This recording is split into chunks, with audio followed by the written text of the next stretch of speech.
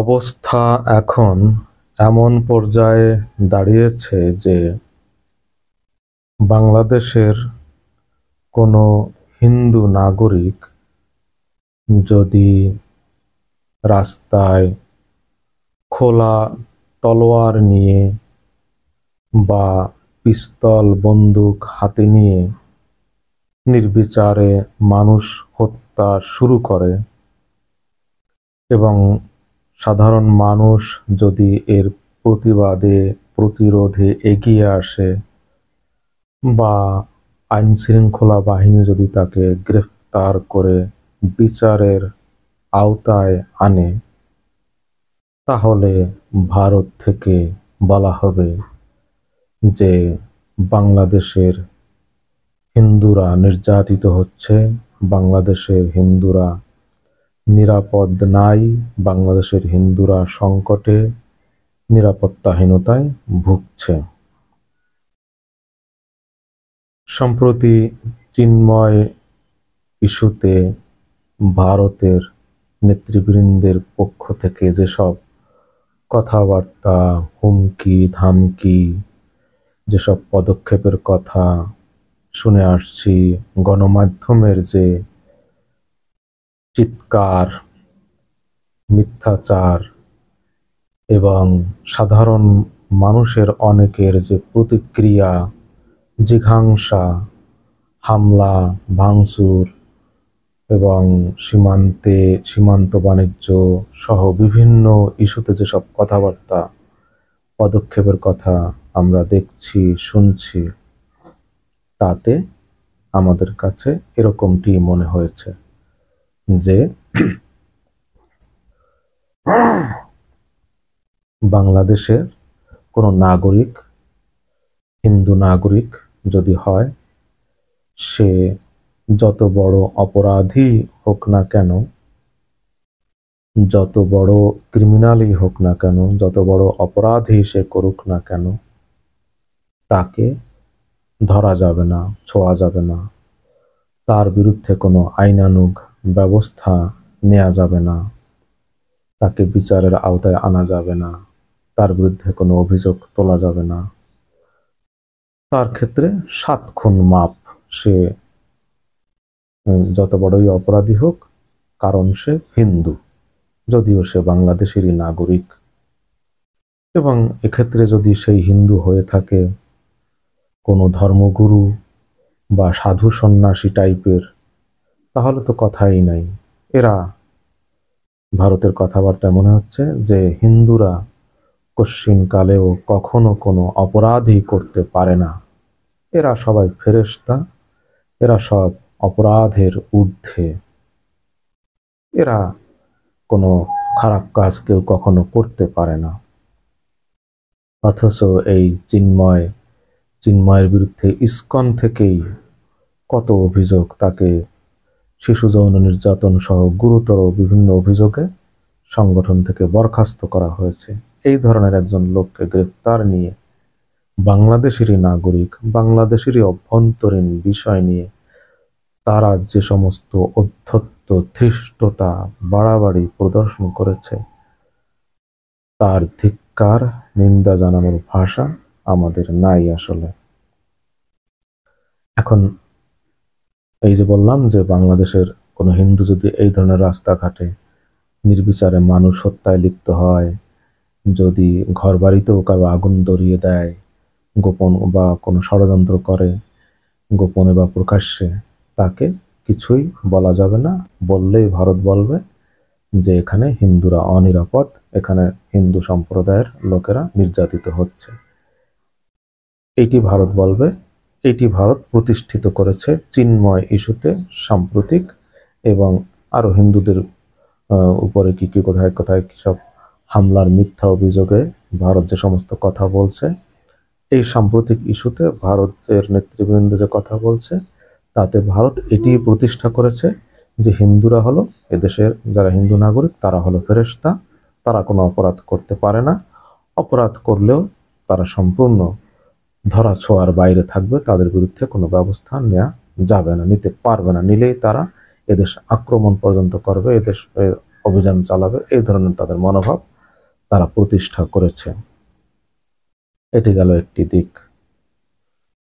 আরেকটি দিক হলো যে এই যে মমতা ব্যানার্জির কথা, পশ্চিমবঙ্গের মুখ্যমন্ত্রী মমতা ব্যানার্জি সোমবার সোমবার তার রাজ্যের যে সংসদ, বিধানসভা নামে পরিচিত, সেখানে তার যে বক্তব্য বাংলাদেশে শান্তিরক্ষী বাহিনী পাঠানোর প্রস্তাব সম্পর্কে, এ বিষয়ে আলোচনার আগে আপনারা অনেকে জেনেছেন যে সে কি বলেছে, কিন্তু মূল আলোচনায় এই প্রসঙ্গে যাওয়ার আগে আবার একটুখানি আমরা স্মরণ করে নেই তিনি কি বলেছিলেন। সোমবার পশ্চিমবঙ্গের বিধানসভায় মমতা ব্যানার্জি বলেছেন যে প্রস্তাব করেছেন বাংলাদেশে শান্তিরক্ষী বাহিনী পাঠানোর জন্য এদেশের হিন্দুদের নিরাপত্তায়, হিন্দুদের রক্ষায় তিনি কেন্দ্রীয় নরেন্দ্র মোদী সরকারের কাছে দাবি জানিয়েছেন যেন সরকারের পক্ষ থেকে জাতিসংঘের সাথে আলোচনা করা হয়, পদক্ষেপ নেওয়া হয় বাংলাদেশে এই শান্তি মিশন পাঠানোর বিষয়। এবং মমতা ব্যানার্জি অভিযোগ করেছেন যে মোদী সরকার একেবারে নীরব বাংলাদেশ বিষয়ে, শুধু মুখে হুমকি দামকি দিচ্ছে কিন্তু বাস্তবে কোনো পদক্ষেপ নিচ্ছে না, মোদী সরকার উপযুক্ত পদক্ষেপ নেয় না, এই অভিযোগ তিনি আনছেন। এবং তিনি আরো অভিযোগ করেছেন যে তিনি প্রস্তাব করেছেন যে সংসদে, ভারতের কেন্দ্রীয় সংসদ লোকসভায় যেন প্রধানমন্ত্রী নরেন্দ্র মোদী বাংলাদেশের এই সংখ্যালঘু ইস্যুতে একটি বিবৃতি দেন। তিনি যদি না পারেন, কোনো সমস্যা থাকে, তাহলে যেন পররাষ্ট্রমন্ত্রী এস জয়শঙ্কর এই বিষয়ে বিবৃতি দেয়। এবং তিনি আরো বলেছেন যে তিনি সরকারের কাছে লিখিত আকারে এই বিধানসভার মাধ্যমে, স্পিকারের মাধ্যমে প্রস্তাব পাঠাবেন। এই ধরনের আমরা রিপোর্ট পড়েছি। যা হোক, এই যে মমতা ব্যানার্জির বক্তব্যের পরে আমার কাছে আমি বলতে চাই, আমার পারসেপশন হলো যে আগের যে মমতা, এই সোমবারের আগের যে মমতা, সেই মমতার মৃত্যু হয়েছে, সেই মমতার রাজনৈতিক মৃত্যু হয়েছে, সেই মমতা আর জীবিত নেই। এ সম্পূর্ণ ভিন্ন এক মমতা ব্যানার্জি। কেন বলছি আগের মমতা মৃত্যু হয়েছে? আগের মমতা তাহলে কি ছিল? আমরা যারা বাংলাদেশে ভারত সম্পর্কে খোঁজ খবর রাখি, যারা ভারতের নিয়মিত বিভিন্ন ওয়েবসাইট, পত্রপত্রিকা, গণমাধ্যমে আমরা ভিজিট করি, আমি সাংবাদিকতা পেশার কারণে দেখতে হয়, আমাকে দেখি, এবং মমতা সম্পর্কে আমরা যতটুকু জানছি, আমাদের বাংলাদেশের মানুষের পারসেপশন এবং পশ্চিমবঙ্গেরও যারা সচেতন মানুষ, উদার মানুষ আছেন, তাদের মমতা সম্পর্কে যে পারসেপশন, আমি মনে করি এই উভয় শ্রেণীর কাছে মমতার রাজনৈতিক মৃত্যু হয়েছে। এখন এই উভয় শ্রেণীর কাছে আগের মমতা কি ছিল? আমরা যতটুকু জানতে পেরেছি যে মমতার যে রাজনৈতিক জীবন, বাংলাদেশ সম্পর্কে তার কথাবার্তা, রাজনীতি নিয়ে তার কথাবার্তা, অবস্থান, তার চিন্তা চেতনা, মুসলমান সম্প্রদায় সম্পর্কে তার যে ভূমিকা, মুসলমানদের অধিকার রক্ষা, মুসলমানদের ন্যায্য অধিকার পাইয়ে দেওয়ার বিষয়ে তার যে অবস্থান, ভূমিকা, পদক্ষেপ, এবং মুসলমানদের ভারতের অন্যান্য রাজ্যের তুলনায় পশ্চিমবঙ্গের মুসলমানদের যে আমরা মনে করি মমতার শাসনের অধীনে তুলনামূলক ভালো আছে বলে আমাদের কাছে মনে হয়েছে। এখন বাস্তব চিত্র কি আমরা জানি না, আমরা পত্রপত্রিকা যতটুকু খবরাদি দেখি, আসলে বাইরে বসে তো পুরো চিত্র জানা যায় না, যতটুকু আমাদের পারসেপশন, আপনারা যারা যদি পশ্চিমবঙ্গ থেকে যারা শুনুন, এই হলো আমাদের পারসেপশন যে ভারতের অন্যান্য রাজ্যের তুলনায় মমতার অধীনে পশ্চিমবঙ্গের মুসলমানরা তুলনামূলক ভালো আছে বলে আমরা মনে করি। অন্যান্য রাজ্যে মুসলমানরা ব্যাপক বৈষম্যের, নিগ্রহের, নির্যাতনের শিকার বলে আমরা মনে করি, নানাভাবে হয়রানির শিকার। সে তুলনায় পশ্চিমবঙ্গের অবস্থা ভালো এবং মমতা ব্যানার্জি মুসলমানদের বিষয়ে বেশ সচেতন, আন্তরিক বলে আমরা মনে করি। এই যে মমতা, তার যে সিম্পল চলাফেরা, সাধারণ মানুষের সাথে মেলামেশা, প্রোটোকল ভেঙে যেখানে খুশি সেখানে তিনি যে যাওয়া আসা করেন, আমরা যে সমস্ত ভিডিওগুলো দেখি ইউটিউবে, এগুলো দেখে আমাদের কাছে ভালো লাগে যে হ্যাঁ, একজন রাজনীতিবিদের আসলে এরকম হওয়া উচিত, যতটুকু তার ভিতরে পায় ন্যূনতম আমরা তো কিছুই দেখি না, চোর বাটপার এবং যে ক্ষমতার আসনে বসলে যে সবকিছু পাল্টে যাওয়া। কিন্তু মমতার এই যে সাধারণ মানুষের মধ্যে মেলামেশা, সাধারণ পর্যায়ে কথাবার্তা এবং তার যে সমস্ত অনেক বক্তব্য বিবৃতিও আমরা শুনেছি, দেখি, সেই মমতার সাথে এই সোমবারের যে রাজ্যসভায় মমতার যে বক্তব্যের পরে যে মমতাকে দেখলাম, এই মমতা আমাদের কাছে সম্পূর্ণ অচেনা, অজানা। এই মমতা সম্পূর্ণ উল্টো। এই মমতা আরেক মমতা আমাদের কাছে। এই মমতা আগের মমতা নয়, আমার আগের মমতা ব্যানার্জি নয়। এখন আমরা কি দেখলাম? তাহলে আমরা বলতে পারি যে এই যে মমতার যে মুসলমানদের প্রতি, পশ্চিমবঙ্গের মুসলমানদের প্রতি, বাংলাদেশের প্রতি তার যে বিভিন্ন অবস্থান, বক্তব্য আমরা দেখেছি, শুনেছি, আমাদের কাছে এখন প্রশ্ন জেগেছে, এ সবই কি তাহলে সেই নোংরা ভোট রাজনীতির অংশ ছিল? সব মেকি, লোক দেখানো, ভোট টানার রাজনীতি? আসলে তিনি আন্তরিকভাবে মুসলমানদের জন্য বা তার যে এই যে আগের যে রূপ, এগুলো সবই আসলে স্টান্টবাজি, সাজানো, মেকি, কোনো কিছুই আন্তরিক নয়, অভিনয় তাহলে এগুলো ছিল? আর এই যে সোমবারে দেখলাম, এটি কি তার আসল রূপ? তাহলে মেলাতে পারছি না, মেলানো খুব কঠিন আসলে। তবে আমরা একটা জিনিস বুঝি, সেটি হলো এই যে বাংলাদেশ ইস্যুতে গোটা ভারত যে জ্বরে কাঁপছে, যে ক্যারা উঠছে, যে নোংরামিতে লিপ্ত ভারতের গদি মিডিয়া, যে মিথ্যাচারে লিপ্ত ভারতের বিরুদ্ধে, যে বাংলাদেশের বিরুদ্ধে যে সাম্প্রদায়িক উস্কানি, সাম্প্রদায়িক চেতনা, বিষ বাষ্প যে ঘৃণা ছড়াচ্ছে ভারতের মোদি মিডিয়া, গদি মিডিয়া, যে জিকির তুলছে হিন্দুদের বিরুদ্ধে, হিন্দুদের মধ্যে যে জিঘাংসা, বর্ণবাদ, পৈশাচিকতা মাথাচাড়া দিয়ে উঠেছে।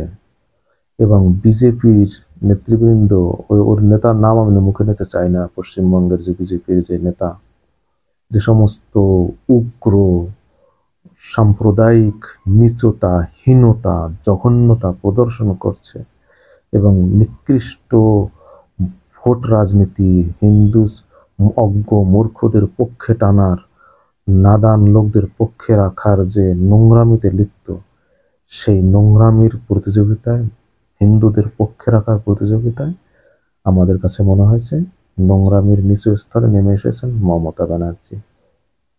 তিনি দেখছেন, হায় হায়, আমি গোটা ভারত এই সাম্প্রদায়িক বর্ণবাদের জ্বরে কাঁপছে, এখন আমি যদি হিন্দুদের পক্ষে এই ধরনের কথাবার্তা না বলি, তাহলে তো আমাকে মানুষ হিন্দু বিরোধী, হিন্দুরা আমার পক্ষে থাকবে না, হিন্দুদের সমর্থন হারাবে, হিন্দুদের ভোট হারাবে, হিন্দুদের মন জয় করা যাবে না।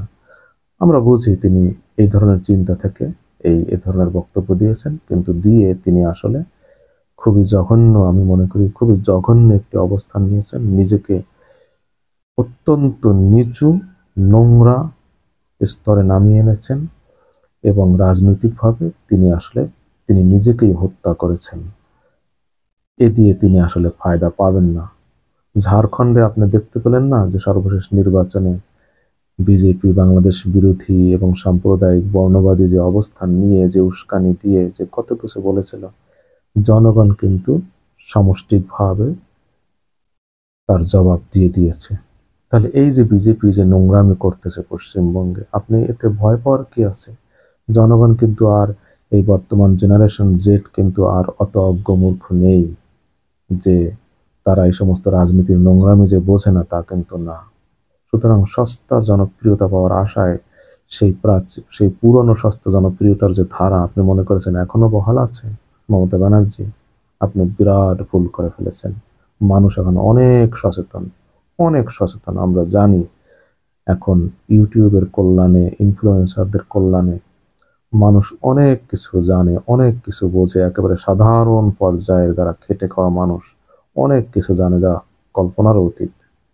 সুতরাং এই নোংরা রাজনীতি করে তাদের মন পাওয়ার দিন শেষ হয়ে গেছে। যাক, এটি গেল তাহলে দুইটি দিক বললাম। আরেকটি দিক বলতে চাই যে ভারতের অবস্থা কি, যে ভারতে গরু জবাইয়ের কারণে, গরুর মাংস ফ্রিজে রাখার কারণে, গরুর মাংস খাওয়ার কারণে মুসলমানদের পিটিয়ে হত্যা করা হয়, যে গুজরাটে সাম্প্রদায়িক দাঙ্গায় হাজার হাজার মানুষকে, মুসলমানদের হত্যা করা হয়েছে।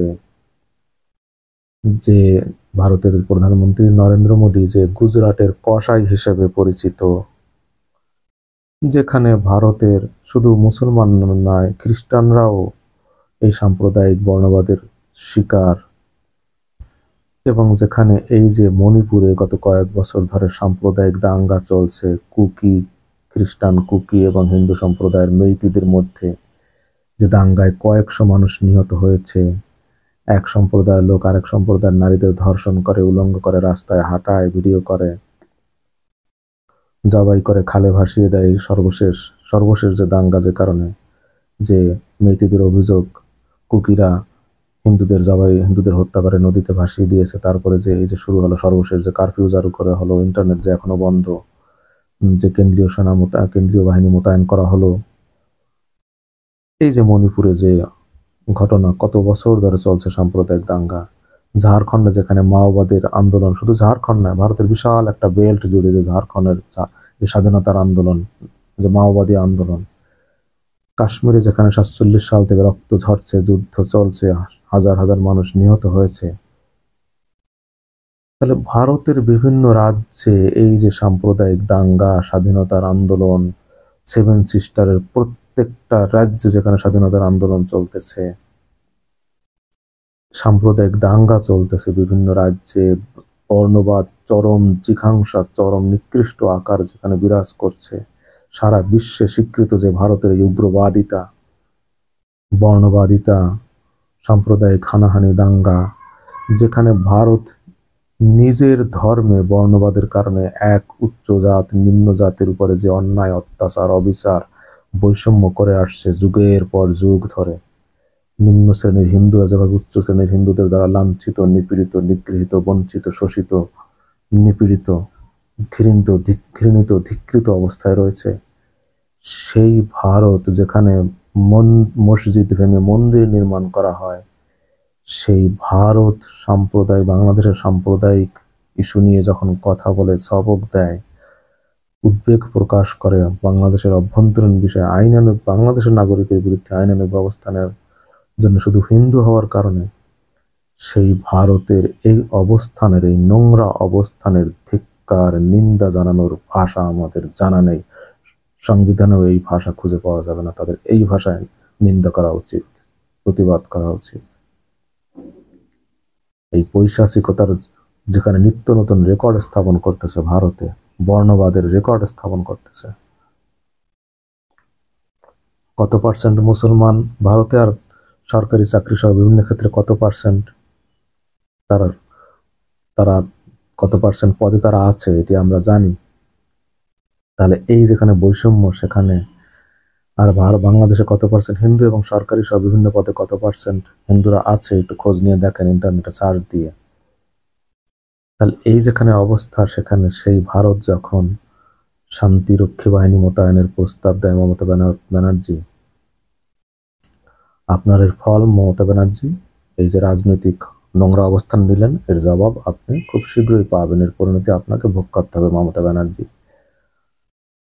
ব্যানার্জির কথা নিয়ে যে প্রতিক্রিয়ার দুটি দিক আছে। একটি দিক হলো যে আগের মমতা ব্যানার্জির সাথে এই মমতা ব্যানার্জির এই বক্তব্যের মেলানো যাচ্ছে না, এটি অনেকের কাছে বিস্ময়কর। আরেকটি দিক হলো যে শান্তিরক্ষী বাহিনী আসলে কোন সব দেশে মোতায়েন করা হয়, যেখানে সরকার ব্যর্থ, রাষ্ট্র ব্যর্থ, ফেইল্ড স্টেট বলা হয়, অ্যাডমিনিস্ট্রেশন, প্রশাসন যেখানে ব্যর্থ, যেখানে সাম্প্রদায়িক দাঙ্গা হয়, গৃহযুদ্ধ চলে, যেখানে এক পক্ষ আরেক পক্ষের নিরাপত্তা দিতে পারে না, রাষ্ট্র সরকার যেখানে মানুষের নাগরিকের নিরাপত্তা দিতে ব্যর্থ, রক্তারক্তি, খুনাখুনি, হানাহানি, দাঙ্গা চলে, এই সমস্ত দেশে ব্যর্থ সরকার, ব্যর্থ রাষ্ট্রে এই জাতিসংঘ শান্তিরক্ষী মিশনের বাহিনী পাঠানোর ঘটনা ঘটে। আর বাংলাদেশ হলো বিশ্বে এই শান্তিরক্ষী মিশনের শীর্ষ 2-3টি দেশের একটি। তাহলে এই যেখানে বাংলাদেশের যেখানে সংখ্যালঘুরা, আওয়ামীপন্থী, সাবেক ফেসিবাদপন্থী, voice of America Bangladesh chapter, তাদের পর্যন্ত জরিপে উঠে এসেছে যে আগের ফেসিবাদের তুলনায় বাংলাদেশের বর্তমানে সংখ্যালঘুরা অনেক বেশি নিরাপদ।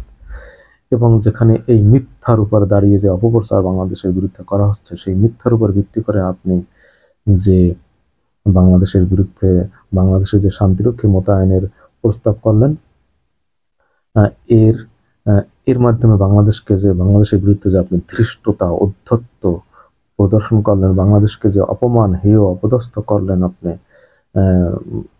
বিশ্ববাসীর সামনে, এর ধিক্কার, নিন্দা জানানোর ভাষাও আমাদের জানা নেই। যাক, তাহলে এই হলো দুটি দিক। একটি হলো মমতা ব্যানার্জির আগের বক্তব্যের সাথে মিল খুঁজে পাচ্ছে না অনেকে, আগের মমতা ব্যানার্জি, বর্তমান মমতা ব্যানার্জির দিন রাত পার্থক্য, আর হয়েছে তার বক্তব্যের প্রতিক্রিয়া, বাংলাদেশকে তিনি কিভাবে অপমান করলেন। এই দুটি কারণে তার বক্তব্য অনেকে বিস্মিত।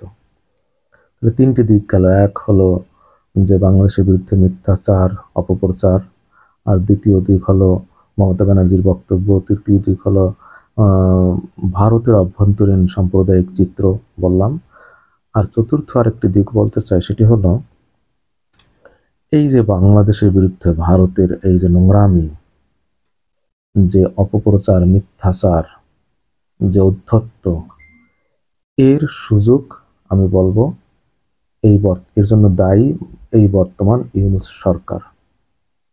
আগের চ্যাপ্টার তো ক্লোজ, সেই ভারত তো বাংলাদেশের হাসিনা তাদের অনুগত সেবাদাসীকে হারিয়ে তারা তো পাগল হয়ে গেছে, তাদের মাথা তো নষ্ট হয়ে গেছে।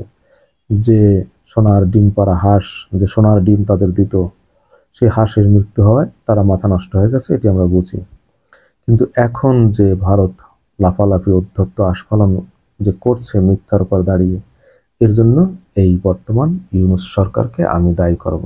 কারণ হলো ইউনূস সরকারের ক্ষমতা নেয়ার পরে তাদের অন্যতম প্রধান কাজ হওয়া উচিত ছিল ফেসিবাদের মূল ধরে টান দেয়া, ফেসিবাদের শেকড় বাকড় যেখানে যা আছে, আগাছা পরগাছা, সব সমূলে একেবারে উপড়ে ফেলে নির্মূল করে ফেলা, একেবারে ঝাড়ে মূলে, আমাদের বরিশালের ভাষায় বলে ঝাড়ে মূলে নির্বংশ করে দেয়া, ঝাড়ে মূলে শেষ করে দেয়া, একেবারে বাঁশ ঝাড় শেষ করে দেয়া, যাতে আর গজাইতে না পারে।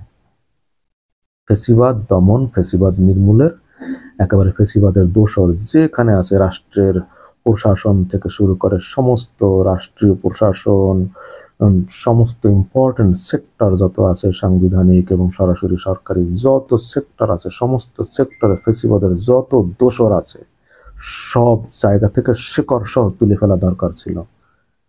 আর এই ফেসিবাদী দলের যত অপরাধী যেখানে আছে, রাষ্ট্রের সরকারি প্রতিষ্ঠানের বাইরে, প্রশাসনের বাইরে ফেসিবাদের যারা আছে, বিভিন্ন ক্ষেত্রে, ব্যবসা ক্ষেত্রে এবং বিভিন্ন সেক্টরে দলের যে সমস্ত অপরাধী, খুনি, ধর্ষক, ছিনতাইকারী, চাঁদাবাজি, লুটপাটকারী, জমি দখলকারী, লুটেরা, মাফিয়া চক্র, হত্যাকারী, ষড়যন্ত্রকারী, গুম খুনের সঙ্গে জড়িত, নানান ধরনের ঘৃণ্য অপরাধের সাথে জড়িত দলের যত লোক, তাদের বিরুদ্ধেও যদি একইভাবে ব্যবস্থা নেওয়া যেত, ফেসিবাদের দোসর যেখানে যারা আছে সবার বিরুদ্ধে যদি কঠোর অভিযান শুরু করা যেত, নির্মূল অভিযান, তাহলে এই যে গত প্রায় 4 মাস সরকারের মেয়াদ শুরু থেকে এখন পর্যন্ত যেখানে ফেসিবাদের যতবার মাথাচাড়া দিয়ে ওঠার চেষ্টা করেছে, এর একটি সুযোগও তারা পেত না, এবং এই ইস্কন মিস্কনের এইসব ঘটনাও ঘটতো না, আর ভারতও এইভাবে আমাদের নিয়ে আস্ফালন করার সুযোগ পেত না, এই সমস্ত সুযোগ গ্রহণ করার সুযোগ তারা পেত না। এর জন্য দায়ী এই ইউনূস সরকার, নাম্বার 1। নাম্বার 2 হলো ভারত এবং এই ফেসিবাদের পতিত দোসররা, ফেসিবাদী এবং তাদের দোসররা দেশে বিদেশে যেভাবে বাংলাদেশের বিরুদ্ধে অপপ্রচার করছে, লবিং করছে, টাকা খরচ করছে, দেদারছে, পেইড লেখকদের দিয়ে দেশি বিদেশি নাম করা বিভিন্ন গণমাধ্যমে লেখা প্রচার করতেছে, সামাজিক যোগাযোগ মাধ্যমে যেখানে শত শত হাজার হাজার এই ফেসিবাদের এজেন্ট নিয়োজিত, পেইড লেখক নিয়োজিত, পেইড কর্মী নিয়োজিত অপপ্রচার পরিচালনার জন্য, এর বিরুদ্ধেও কিন্তু এই সরকারের পক্ষ থেকে সংঘবদ্ধ কোনো প্রচারের ন্যূনতম কোনো চিহ্ন মাত্র আমরা দেখছি না এর জবাব দেওয়ার। তো ফল যা হবার, আপনি তেঁতুল গাছ লাগিয়ে তো আম গাছ খেতে পারেন না। ফেসিবাদের প্রতি যে নমনীয়তা এই সরকার প্রদর্শন করেছে, শুধু নমনীয়তা না, বরং এখন তো একেবারে প্রকাশ্য অভিযোগ যে এই সরকার ফেসিবাদের লালনকারী, পোষণকারী, পালনকারী ফেসিবাদের পৃষ্ঠপোষকতা দিচ্ছে। বিভিন্ন জায়গায়, সব জায়গায় ফেসিবাদ, শুধু হাসিনা পতন হয়েছে, ফেসিবাদের সব দোষর যে সব জায়গায় রয়ে গেছে। এই যে, এবং উপদেষ্টাদের মধ্যে ফেসিবাদের দোষর রয়েছে যে অভিযোগ, তাহলে ইউনূসের 2 বাহু তলে ফেসিবাদ উনি কোলে নিয়ে হাঁটতেছেন। তারপরে ফেসিবাদের রক্ষায় ফেসিবাদের দোসর যারা আছে, ব্যবসায়ী দোসর, গণমাধ্যমে যাদের সেই মাফিয়া, ফেসিবাদী এবং মাফিয়াদের ব্যবসার ক্ষেত্রে, রাজনীতির ক্ষেত্রে, গণমাধ্যমের ক্ষেত্রে এই যে ফেসিবাদের দোসর এবং চক্রকে লালন পালন, পৃষ্ঠপোষকতা, তাদের পক্ষে দাঁড়ানোর যে কর্মকাণ্ড এই সরকার করছে, প্লাস রাজনৈতিক দল বিএনপি, জামাত সহ বিভিন্ন রাজনৈতিক দল, চরমনাই পীর সহ ফেসিবাদের পক্ষে যে সমস্ত বক্তব্য বিবৃতি দিচ্ছে, ফেসিবাদের বিরুদ্ধে সরকারের পদক্ষেপ নেওয়ার বিরুদ্ধে রাজনৈতিক দলের পক্ষ থেকে যে সমস্ত বক্তব্য বিবৃতি, এবং ফেসিবাদের কোলে গিয়ে ফেসিবাদী মাফিয়াদের কোলে বসে মাফিয়াদের রক্ষার যে বক্তব্য বিবৃতি বিএনপি শীর্ষ পর্যায় থেকে দেয়া হচ্ছে, ফেসিবাদের দোসর গণমাধ্যমের পক্ষে তাদের যে অবস্থান, এ সব কিছুই দায়ী আজকের এই যে বিভিন্ন জায়গায় ফেসিবাদের মাথাচাড়া দিয়ে ওঠা, এবং সেই ফেসিবাদের মাথাচাড়া দিয়ে ওঠা, ফেসিবাদের আবার ফিরে আসার দুঃসাহস দেখানো, এবং এই ভারতের যে আজকে বাংলাদেশের বিরুদ্ধে অবস্থান, এজন্য সম্পূর্ণরূপে, আমি বলবো সম্পূর্ণরূপে শতভাগ দায়ী এই সরকার। এত বড় শরণাতীত কালের এত বড় ঘটনার পরেও যে ফেসিবাদ আবার এইভাবে মাথাচাড়া দিয়ে ওঠার দুঃসাহস দেখায়, এই দুঃসাহস দেখানোর সুযোগ এই সরকারই তাদেরকে করে দিয়েছে। শতভাগ দায়ী এই সরকার।